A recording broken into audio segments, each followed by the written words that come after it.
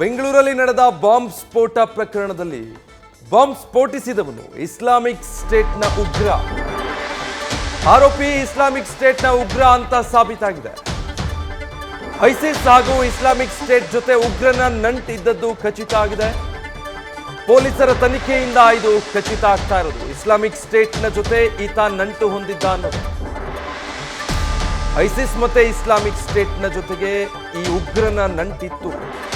ಬೆಂಗಳೂರಿನ ಬ್ರೂಕ್ಸ್ಫೀಲ್ಡ್ನ ರಾಮೇಶ್ವರಂ ಕೆಫೆಯಲ್ಲಿ ನಡೆದಂತಹ ಬಾಂಬ್ ಬ್ಲಾಸ್ಟ್ನ ಶಂಕಿತ ಉಗ್ರ ಇದ್ದಾನಲ್ಲ, ಈತನಿಗೆ ಐಸಿಸ್ನ ಜೊತೆಗೆ ನಂಟಿದೆ. ಇಸ್ಲಾಮಿಕ್ ಸ್ಟೇಟ್ನ ಜೊತೆಗೆ ಈತ ನಂಟು ಹೊಂದಿದ್ದಾನೆ ಅನ್ನೋದು ಈಗ ಪೊಲೀಸರ ತನಿಖೆಯಿಂದ ಗೊತ್ತಾಗ್ತಾ ಇದೆ.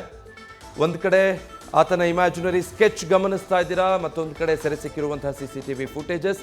ಇಡೀ ಪ್ರಕರಣದಲ್ಲಿ ಈತನನ್ನ ಪತ್ತೆ ಹಚ್ಚೋದು ಈಗ ಬಹುದೊಡ್ಡ ಅಂಶ ತನಿಖೆಯಲ್ಲಿ. ಒಮ್ಮೆ ಈತ ಪೊಲೀಸರಿಗೆ ಅಥವಾ NIA ಅಧಿಕಾರಿಗಳಿಗೆ ಸೆರೆ ಸಿಕ್ಕ ಮೇಲೆ ಅಲ್ಲಿಂದ ತನಿಖೆ ಬೇರೆ ದಿಕ್ಕಲ್ಲಿ ಸಾಗುತ್ತೆ. ಈಗ ಈತನ ಹುಡುಕಾಟದಲ್ಲಿ ಸದ್ಯ ತೊಡಗಿದ್ದಾರೆ.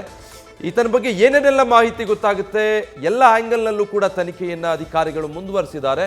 ಪೊಲೀಸರ ತನಿಖೆಯಲ್ಲಿ ಸಾಬೀತಾಗ್ತಾ ಇರೋದು ಈತ ಇಸ್ಲಾಮಿಕ್ ಸ್ಟೇಟ್ ಜೊತೆ ನಂಟು ಹೊಂದಿದ್ದಾನೆ ಅಂತ. ಹಿಂದೆ ಪರ್ಫೆಕ್ಟ್ ಕ್ರೈಮ್ ಮಾಡಿ ಎಸ್ಕೇಪ್ ಆದವರನ್ನ ವಿಚಾರಣೆಗೆ ಒಳಪಡಿಸಿದ್ದಾರೆ ಪೊಲೀಸರು.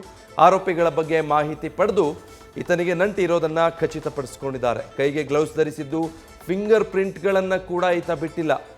ಆರೋಪಿ ಬಾಬರ್ CCTV ಇಲ್ಲದ ಕಡೆ ಓಡಾಡಿದ್ದಾನೆ.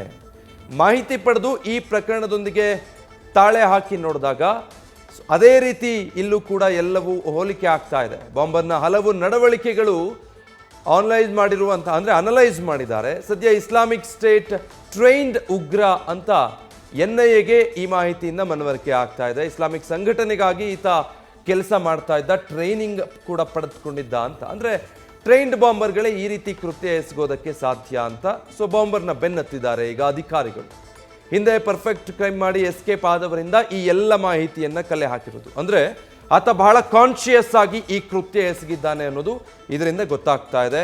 ಒಂದು ಹೆಚ್ಚಿಗೆ CCTV ಫುಟೇಜಸ್ಗಳು ಸಿಗೋ ಹಾಗೆ ಆತ ಎಲ್ಲೂ ಓಡಾಡಿಲ್ಲ. ಆಲ್ಮೋಸ್ಟ್ ಎಲ್ಲ ಕಡೆಗಳಲ್ಲೂ ಕೂಡ CCTV ಎಲ್ಲೆಲ್ಲಿ ಇಲ್ಲ ನೋಡಿಕೊಂಡು ಅಲ್ಲಿ ಓಡಾಡಿದ್ದಾನೆ. ಫಿಂಗರ್ ಪ್ರಿಂಟ್ಗಳನ್ನು ಕೂಡ ಬಿಟ್ಟಿಲ್ಲ. ಡೀಟೇಲ್ಸ್ ಕೊಡ್ತಾರೆ ನಮ್ಮ ಪ್ರತಿನಿಧಿ ಚಂದ್ರಶೇಖರ್. ಚಂದ್ರಶೇಖರ್, ಈಗ ಪರ್ಫೆಕ್ಟ್ ಕ್ರೈಮ್ನಲ್ಲಿ ಭಾಗಿಯಾದವರಿಂದ ಮಾಹಿತಿ ಪಡೆದು ಪೊಲೀಸರು ಖಚಿತಪಡಿಸಿಕೊಂಡಿರೋದು ಈತ ಉಗ್ರ ಸಂಘಟನೆಗಳ ಜೊತೆಗೆ ನಂಟು ಹೊಂದಿದ್ದಾನೆ ಅಂತ. ಯಾವೆಲ್ಲ ಅಂಶಗಳು ಅದನ್ನು ಖಚಿತಪಡಿಸ್ತಾ ಇರೋದು?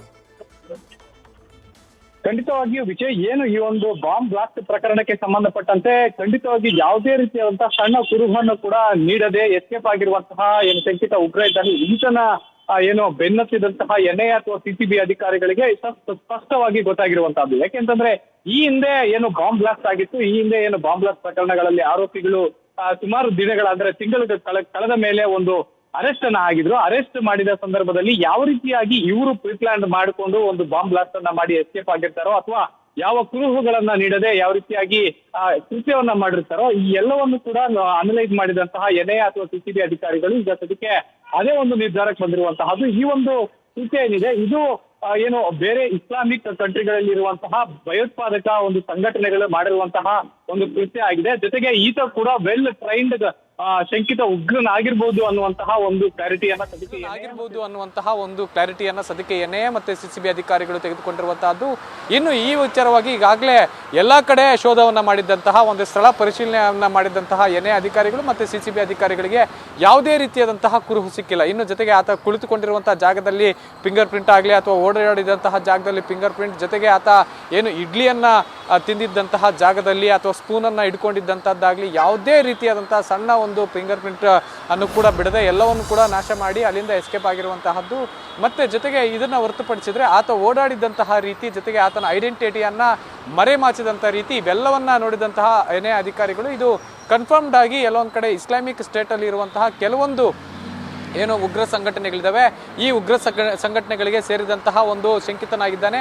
ಇನ್ನು ಈತನನ್ನ ಏನು ಯಾವ ರೀತಿಯಾಗಿ ಬಂಧನ ಮಾಡಬೇಕು, ಈ ಹಿಂದೆ ಯಾವ ಪ್ರಕರಣಗಳು ನಡೆದಿತ್ತು ಅದಕ್ಕೆ ತಾಳೆ ಹಾಕಿ ಈಗಾಗಲೇ ಈ ಶಂಕಿತನಿಗಾಗಿ ಬಲೆ ಬೀಸಿರುವಂತಹದ್ದು. Vijay, thank you Chandrashekar. News first, ನಿರ್ಭೀತಿಯಿಂದ ನಿಮ್ಮ ಪರವಾಗಿ.